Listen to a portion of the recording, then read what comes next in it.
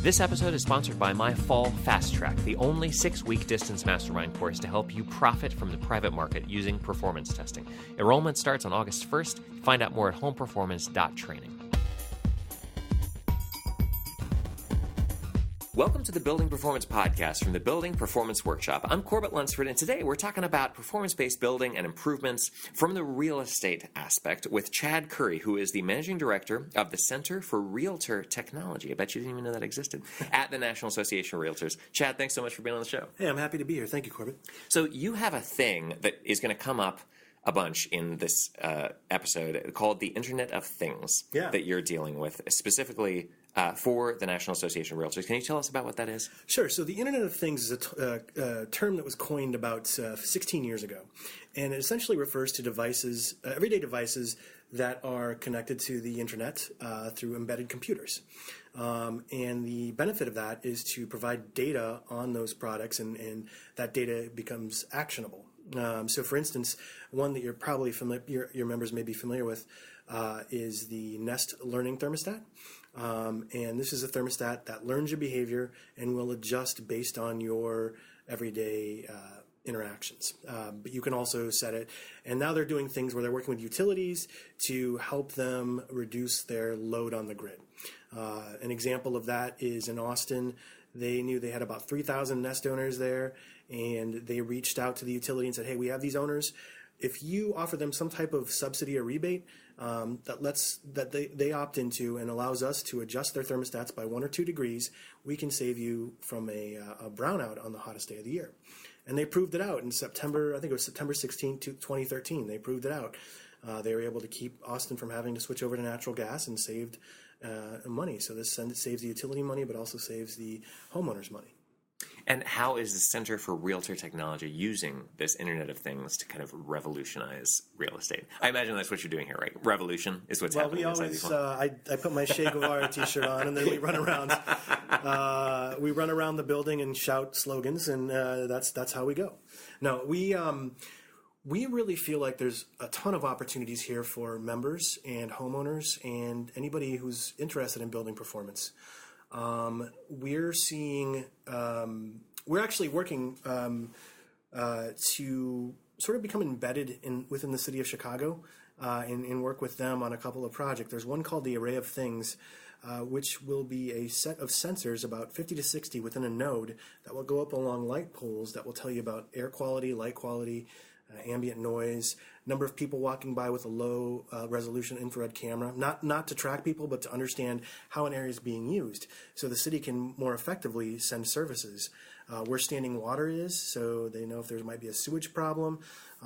So, I mean, those types of devices are going to become omnipresent. And by 2020, there are predictions of about 26 billion of these devices being connected. To give you some perspective, currently there are about 2 to 3 billion smartphones. So this is beyond that, right? I think there's going to be about 50 billion of those. Now, that's citywide. So we think of the city as a body. We think each home is like a cell. And those cells can be connected to form tissue or organs, and those would be your neighborhoods. So imagine if you could make each one of these cells smart, give them each a nucleus, as it were. You can start learning a lot about home performance from those cells.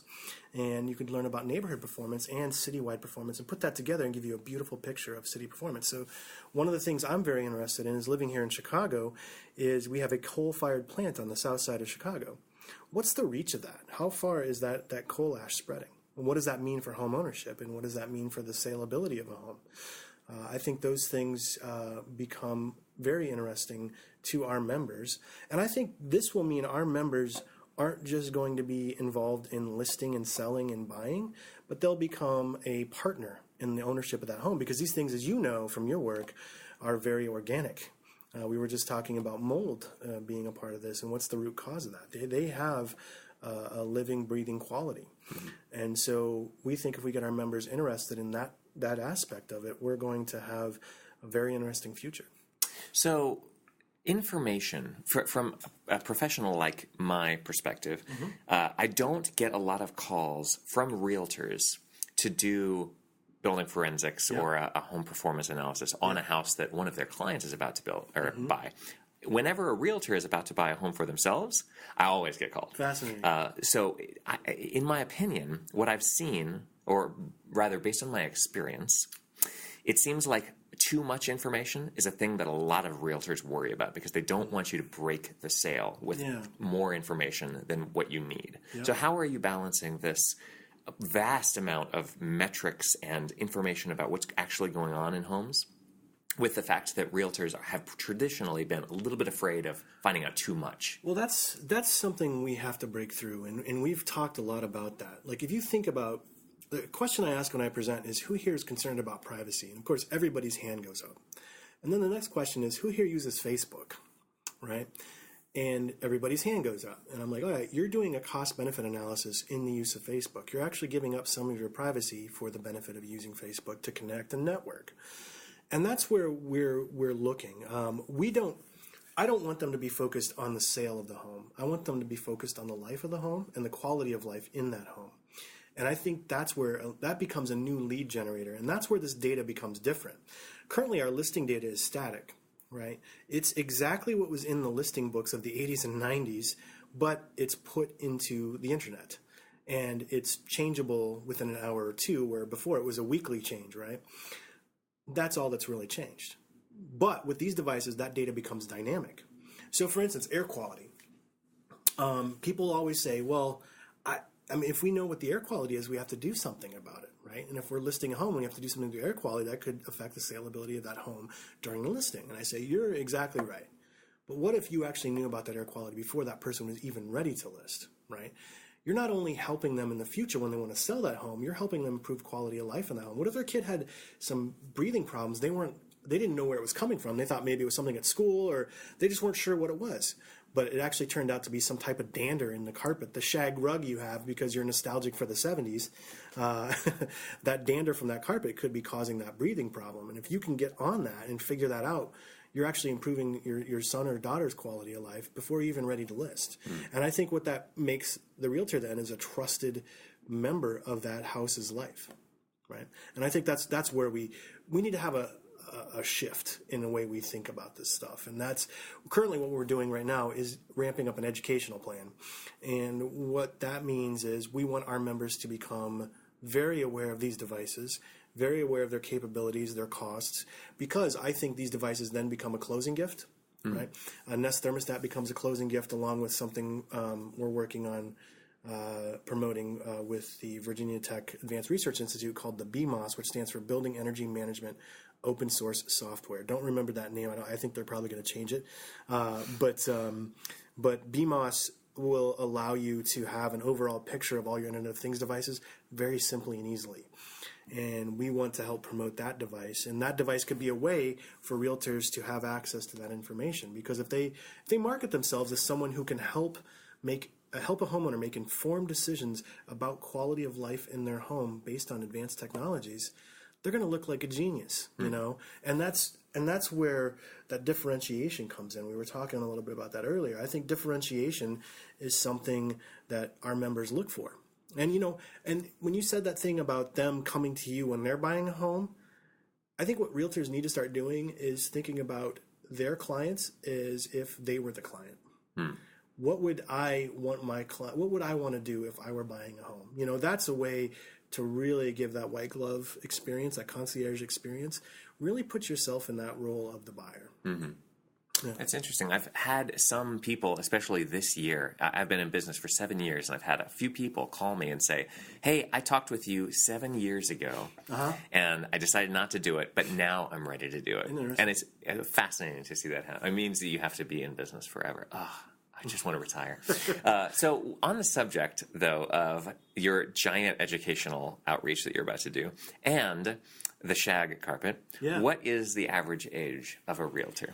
Well, the average age is around 57. That's a median. And that, you know, that means that we have people who are very, and typically this is like a second or third career too.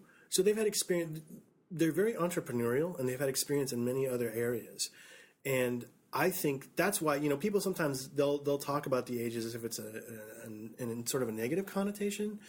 but I think it's an opportunistic connotation. I think that these are people who've had a lot of experience in their lives and are very open, to thinking about what's most effective in a role and what can help them accelerate, because they know that, I've had, all this experience, but what are the things that can get me up to speed quickly? Right, I guess is the way to say it. But there are challenges. I mean, we've also found that more than half of our members use iPhone devices, and about 37% are Android devices. More than half. Yeah. Oh, does that echo 52. What the general populace does? No, it's actually general populace is more Android specific, which is interesting. Well, here's where I think it comes to. I think it's about ease of use. It's about making things easier. Android phones allow for a lot. And Mark Leswing, who's my CTO, is an Android user, and I'm an iOS user. And he's CTO stands for Chief Technology Officer, but in the context of CRT, I call Mark, when I call him CTO, I call him a Chief Tinkering Officer, because he likes to play with stuff, right? And that's what Android allows for. You've got the walled garden with Apple, and that's more the Ron Popeil set it and forget it kind of thing, right? Which I subscribe to. If technology can streamline what I'm doing and I don't need to worry about it, then I'm gonna move forward on that. And so that's possibly why I think is it's easier to onboard people, because there are so many different flavors of Android and so many different device manufacturers. You get an iPhone 5, you can have a conversation with somebody else about the iPhone 5 or 6 or 6 Plus. There's not many differences, right? 6 Plus is bigger. It has a couple other features that iPhone 5 or 5S don't have yet, just don't have. But I mean, there's a common language there, and I think that's why we saw that spike. So, common language with performance-based buildings. Mm-hmm. Do you see on the horizon, like in the next 10, 20, just to be as pessimistic as possible, 30 years, do you think that realtors will be able to incorporate metrics of performance of buildings into their conversations with each other and with clients? I think they have to. I don't think they have a choice, really. And I think that's not anything that's coming down as a mandate. I think it's going to be market-driven. We recently, in fact, signed a partnership agreement with the Department of Energy and their Better Buildings Initiative for a project called the Home Energy Information Accelerator. And this is a project that our RPR, Realtors Property Resource, which is a wholly owned subsidiary of NAR, which is for our members. It's property information, parcel-specific property information that is aggregated to give more information about a property. They signed the agreement as well. The Real Estate Standards Organization, which is the body that drives our transaction standard, and I'm a board member of, has signed this agreement. Appraisal Institute signed it. Green Button Alliance signed it. Council of MLS has signed it. So, I mean, this is something that we see as being market-driven and is going to be, if our members don't pay attention, that's when the differentiators will make the difference. I mean, we have 1.1 million members. I don't anticipate all 1.1 million will be on board for this initially or ever, but I do think a good piece of that will. Because it's going to be, they're going to be asked about it, and if they can't answer the questions, like you've said, they'll pick up the phone and ask somebody else, and I think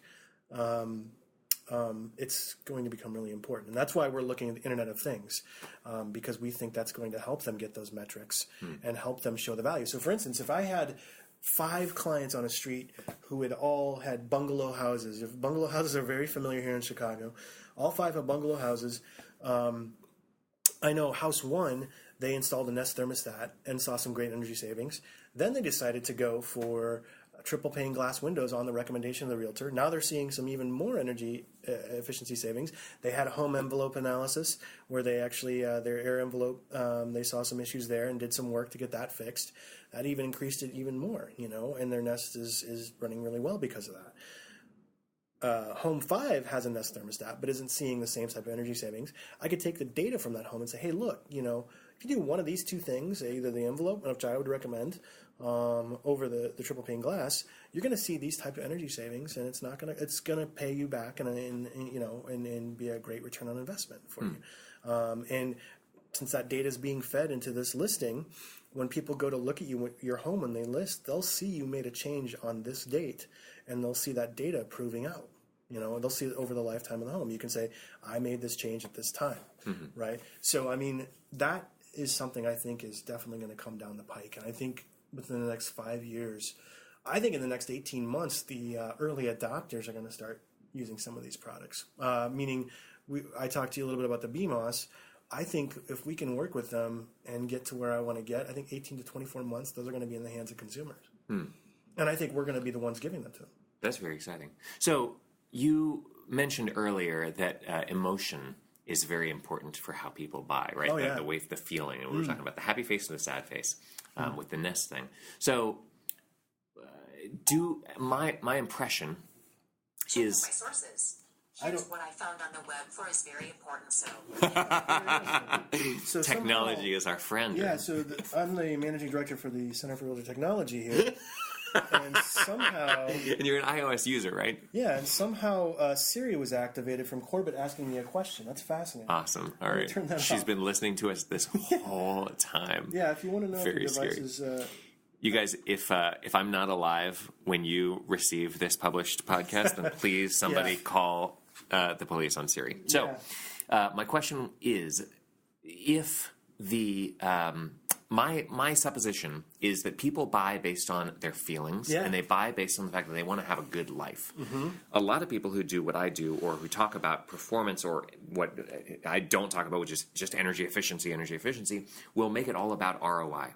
Yeah. And I think that there's a higher plane of not talking about the ROI, but I want to know, am I fooling myself? Do realtors talk about everything in a home as far as ROI goes, like the granite countertops and the stainless steel fridges and the hammock out back and the deck? Are those things, as part of the conversation of a realtor, part of the, hey, when you sell this house, these are going to be good return on investment for you? Yeah, I think that there are some people who do. I mean, they'll talk about granite countertops and what those mean.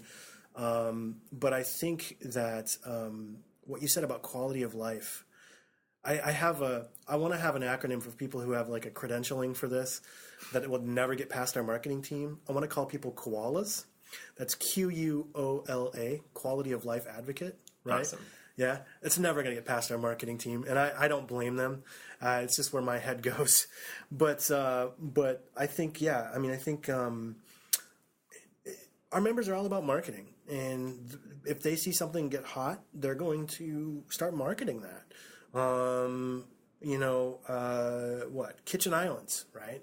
Those were really big for a long time. Stainless steel appliances. Those are the things that become almost a Pavlovian response to home buyers sometimes when they go on wood-burning fireplaces. Yeah, exactly. And those all things happen. Those all happen based on where they're looking at listings. The things that are seen to be popular. But I think with what we're seeing in our home buyers and sellers report from our research group, quality of life is really becoming the metric. And I think that these devices are going to help prove that out. And the reason I think that is we've talked about home automation since the 60s. And it's been about your turkey being done by the time you get home for Thanksgiving. It's already programmed and ready to go.